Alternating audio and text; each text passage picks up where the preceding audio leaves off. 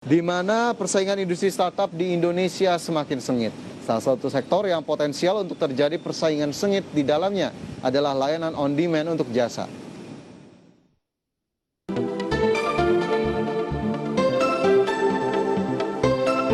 Industri startup di Indonesia semakin sesak dipenuhi pemain. Kondisi ini memungkinkan terjadinya persaingan yang sengit.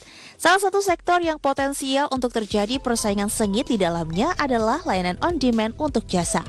Meski belum sepopuler layanan ojek atau pesan antar barang atau makanan, layanan jasa ini berpotensi untuk menjadi besar.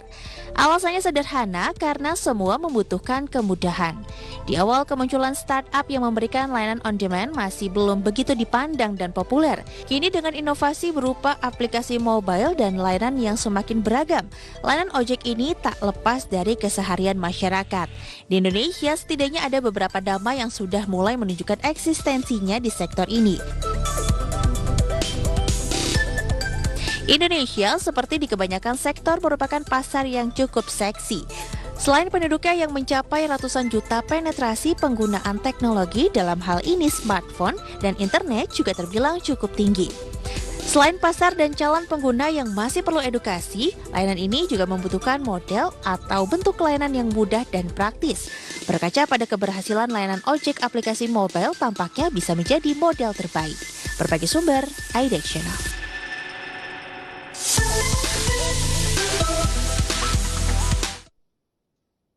Ya, dan untuk membahas lebih jauh topik kita di pagi hari ini sudah tersambung melalui aplikasi Zoom dengan Bapak Heri Yusuf selaku CEO dan founder dari Bengkel Rumah. Halo Pak Heri, selamat pagi. Halo, pagi. Sehat ya Mbak Pak ya? Mami, Pak Fajar, sehat. Puji Tuhan. Pak Heri, alhamdulillah. Oke. Pak Heri, sebenarnya apa sih yang menginspirasi Anda untuk mendirikan Bengkel Rumah ini Pak Heri? Ya, ini menurut pengalaman saya pribadi ya, saya merasakan itu untuk mendapatkan tukang bangunan itu sulit ya. Kalaupun kita dapat tukang bangunan, tapi kadang-kadang suka tidak juga kita percaya ya. Terus yang kedua, mungkin banyak tukang bangunan juga yang mungkin kita mengalami ketika kita ajak diskusi, dia kurang memahami apa yang kebutuhan customer-nya. Jadi saya mengalami hal-hal tersebut.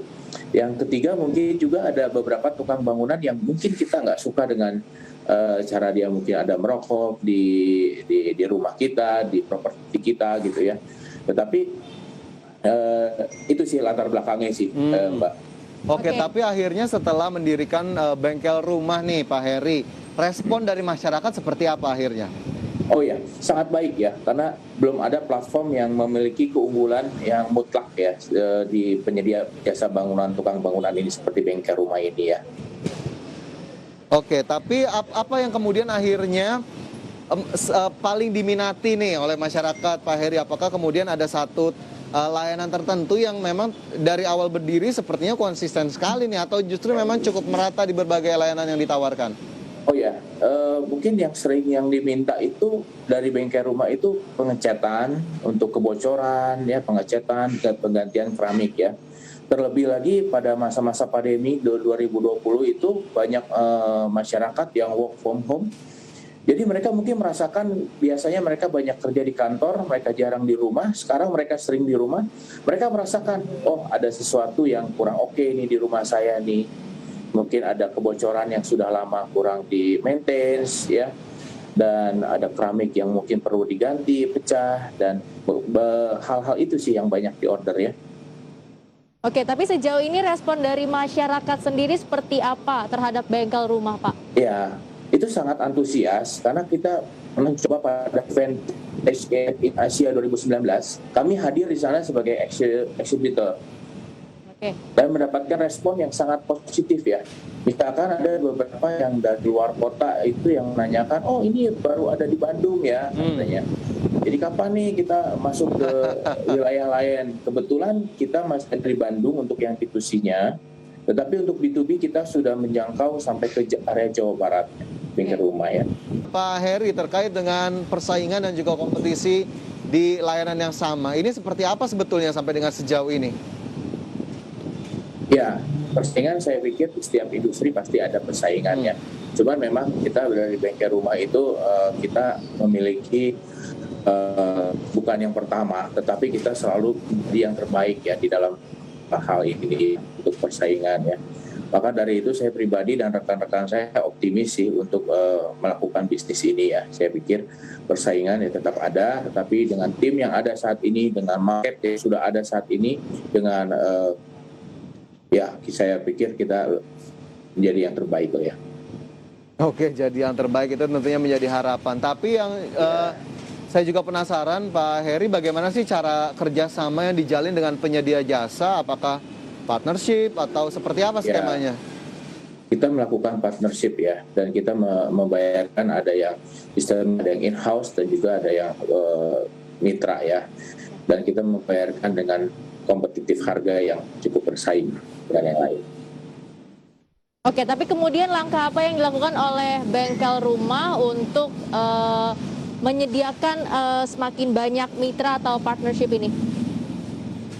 Ya, kita untuk saat ini kita tidak memungkiri bahwa digital ya kita berpengaruh besar bagi kita ya. Kita mencari lewat digital media sosial yang lain-lain, melalui Facebook, melalui digital media yang lain, dan juga kita ada sistem referral ya di dalam bisnis kita ini. Jadi ketika mitra mencari mitra lagi itu kita mendapatkan referral di bengkel rumah.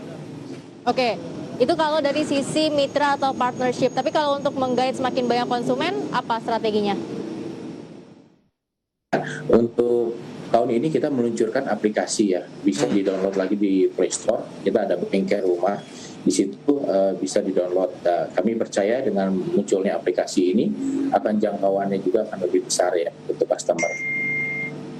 Oke, jadi aplikasi ini ya juga sepertinya menjadi satu hal yang dalam tanda kutip harus dimiliki ya Pak Heri ya, untuk kemudian memudahkan masyarakat.